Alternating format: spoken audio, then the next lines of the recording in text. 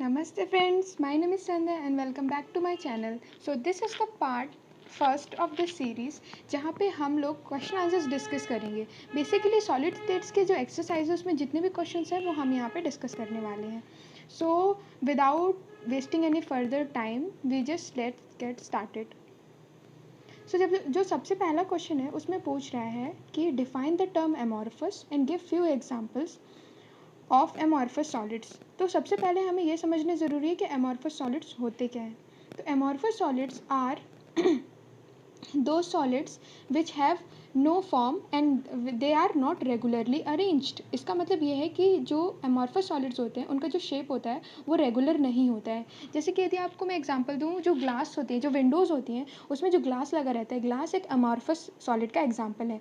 तो कुछ टाइम के बाद जो विंडो में जो वो लिक्विड होता है, जो ग्लास होता है, वो धीरे धीरे से क्या होता है, मेल्ट डाउन होता है और जो विंडो के ऊपर साइड की जो होती है वो लेयर वो थिन होती जाती है और जो नीचे होती है वो थिक होती जाती है. सो इससे हम क्या समझते हैं कि एमॉर्फस सॉलिड्स में फ्लो करने की जो सॉलिड होती है उसके अंदर फ्लूइडिटी होती है. मतलब ऐसा सॉलिड जो फ्लो करने की एबिलिटी रखता है वो इस स्टेट में आता है. तो इसके कुछ एग्जांपल्स हो सकते हैं quartz glass, glass rubber etcetera. So these are all the examples of amorphous solid. So let's get to the second question. I hope आपको ये क्वेश्चन समझ में आ गया होगा. तो सेकंड क्वेश्चन क्या कहता है, what makes glass different from solids such as quartz? Under what condition quartz can be converted into glass? तो अब हमें बताना है कि ग्लास कैसे क्वार्ट्ज से डिफरेंट है. तो हमें पता है कि जो ग्लास है वो एमॉर्फस का एग्जांपल है और जो क्वार्ट्ज है वो क्रिस्टलाइन का एग्जांपल है. तो इसकी डेफिनेशन यदि आप इसका एक डिफरेंस बताओ तो आप ग्लास के सेक्शन में जितने भी एमॉर्फस सॉलिड्स की जो भी प्रॉपर्टीज़ है वो आप मेंशन कर देना और क्रिस्टलाइन के साइड में जितने भी आपके जो क्वार्ट्ज के सेक्शन में जितने भी क्रिस्टलाइन के एग्जांपल्स हैं वो सारे आप इसमें मेंशन कर सकते हो.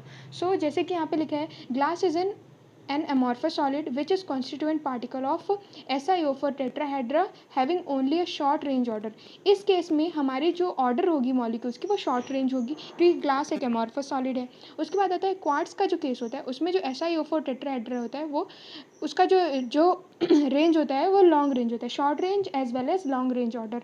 तो यदि हमारा जो मॉलिक्यूल है वो लॉन्ग रेंज ऑर्डर है, शॉर्ट रेंज और लॉन्ग रेंज से हम समझाना क्या चाहते हैं, हम ये बताना चाहते हैं कि यदि हम मॉलिक्यूल्स को कट करेंगे तो एक शार्प एज मिलेगी और वहीं यदि हम एक अमॉर्फस सॉलिड को कट करेंगे तो जो उसकी शेप जो उसकी एज होगी वो खुरदरी होगी. इस तरीके से हम अमॉर्फस और क्रिस्टलाइन को डिफरेंशिएट कर सकते हैं. उसके बाद उसने पूछा है कि क्या कोई ऐसा तरीका है जिससे हम क्वार्ट्ज को ग्लास में कन्वर्ट कर लें. तो लास्ट लाइन में हमने इसका आंसर दिया है on melting quartz and then cooling it rapidly. पहले हम उसे मेल्ट करें और जल्दी से कूल कर दें, इस तरीके से हम क्वार्ट्ज को ग्लास में कन्वर्ट कर सकते हैं. तो ये इसका आंसर हो सकता है, ये इसका आंसर है. सो अब इसके बाद हम इसका थर्ड क्वेश्चन देखें. थर्ड क्वेश्चन में बताया गया है classify the following solids as ionic, metallic, molecular, network या फिर कोवेलेंट या फिर एमॉर्फस और एमॉर्फस. इन आप कैटेगरीज में ये हमारे पास जो कुछ मॉलिक्यूल्स दिए इनको आप बताओ. तो सबसे पहला हमारे इसमें मैंने यहाँ पे एक नाम लिखे हैं कि आयनिक में कौन आएगा, मेटलिक में कौन आएगा, मॉलिक्यूलर में कौन आएगा, कोवेलेंट में कौन आएगा और एमॉर्फस पे कौन आएगा. तो अब इसको समझने के लिए एक टेबल है जो कि मैं अभी इसकी जो सीरीज़ आएगी जिसमें मैं इसके बेसिक कंसेप्ट एक्सप्लेन करूँगी उसमें बताऊँगी कि कैसे इनको डिफ्रेंशिएट किया गया है. आयनिक सॉलिड्स जैसे कि हमको पता है जो आयंस में ब्रेक डाउन हो जाए उन्हें हम आयनिक की कैटेगरी में लेते हैं. तो यदि हम एमोनियम फॉस्फेट को देखें, इसका जो फार्मूला है वो है NH3 का होल थ्राइस PO4. तो ये NH3 और PO4 माइनस में टूट जाएगा, इसीलिए हम इसको क्या बोलते हैं, आयंस की कैटेगरी में लाते हैं. इस तरह Li भी Li प्लस और Br माइनस में टूट जाएगा, इसीलिए आयनिक की कैटेगरी में. उसके बाद आता है मेटालिक में ब्रास हो गया और Rb हो गया. मॉलिक्यूलर में P4O10, I2P4, ये सब हमारे मॉलिक्यूल्स हो गए, मॉलिक्यूलर में आ गए. उसके बाद आता है कोवेलेंट बॉन्ड का मतलब ये होता है जिसमें यदि दोनों में से कोई एक ज़्यादा इलेक्ट्रोनेगेटिव है तो वो अपने इलेक्ट्रॉन्स को अपनी तरफ खींचेगा. तो इस तरीके से जो बॉन्ड बनता है वो कोवेलेंट बॉन्ड की कैटेगरी में आते हैं. इसके बाद आता है अमॉर्फस. बेसिकली ग्लास हो गया या प्लास्टिक हो गया, ये सब क्या होते हैं जिनका जो शेप होता है वो स्पेसिफिक नहीं होता और ये लॉन्ग रेंज ऑर्डर के नहीं होते, वो सब अमॉर्फस में आते हैं. तो प्लास्टिक क्या हो गया, हमारा अमॉर्फस की कैटेगरी में आ जाएगा. तो ये हो गया इसका क्लासिफिकेशन. अब हम देखते हैं fourth question.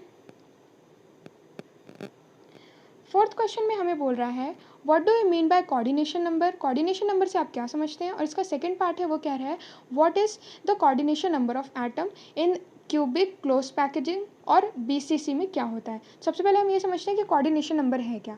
The coordination number is of a constituent particle is a crystal is the number of constituent particle which are intermediate neighbours of the particle in the crystal. इसका मतलब ये है यदि हम कोई भी एक एटम लें उससे जुड़े हुए जितने भी और एटम्स हैं, मतलब उसके नेबर में उसके सराउंडिंग में जितने भी एटम्स हैं वो उसका कोऑर्डिनेशन नंबर बनाते हैं। इसका ये मतलब है। तो यदि आपको किसी भी मॉलिक्यूल का कोऑर्डिनेशन नंबर देखना है तो हम क्या देखेंगे, उससे जुड़े हुए एटम, मतलब कितने एटम उसके सराउंडिंग में उससे टच हो रहे हैं, वो उसका कोऑर्डिनेशन नंबर होगा। इसके बाद अब उनने पूछा है कि कोऑर्डिनेशन नंबर क्यूबिक और BCC का क्या होगा। तो CCP के केस में, जो क्यूबिक क्लोज पैकेजिंग के केस में उसका 12 होता है, और BCC मतलब बॉडी सेंटर के केस में उसका 8 होता है। इसका मैं 3D स्ट्रक्चर में जब एक्सप्लेन करूँगी, जब इसके बेसिक कॉन्सेप्ट की जो सीरीज़ आएगी, तब मैं इसको अच्छे से डायग्राम के फॉर्म में एक्सप्लेन करूँगी ताकि आपको बेटर अंडरस्टैंडिंग हो। ठीक है, इसके बाद आता है next fifth question. Fifth question में बोल रहा है how will you determine the atomic mass of an unknown metal if you know the density and the dimension of the unit cell. Explain.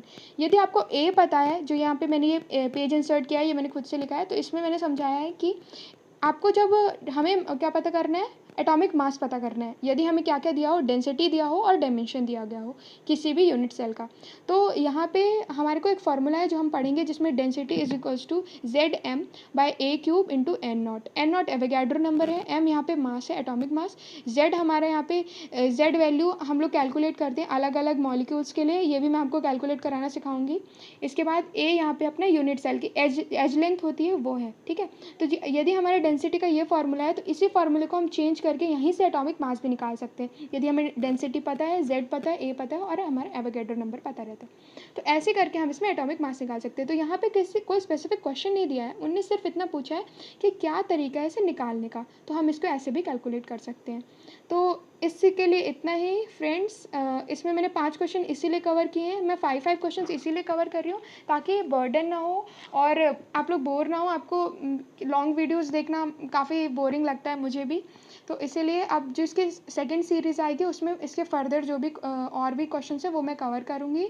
I hope आपको मेरा explanation अच्छा लगता होगा। यदि आपको अच्छा लगता है तो आप ज़्यादा से ज़्यादा फ्रेंड्स के साथ अपने शेयर करो और मुझे कमेंट सेक्शन में बताओ आपके जो भी क्वेरीज़ हैं। और भी वीडियोज़ जो मैंने अपलोड किए अपने चैनल पर, उन सबके लिंक्स मैं डिस्क्रिप्शन में दे दूँगी, और मेरा मेल ID भी। तो यदि आपको कोई सजेशन करना है तो आप मुझे मेल भी कर सकते हो। Thank you.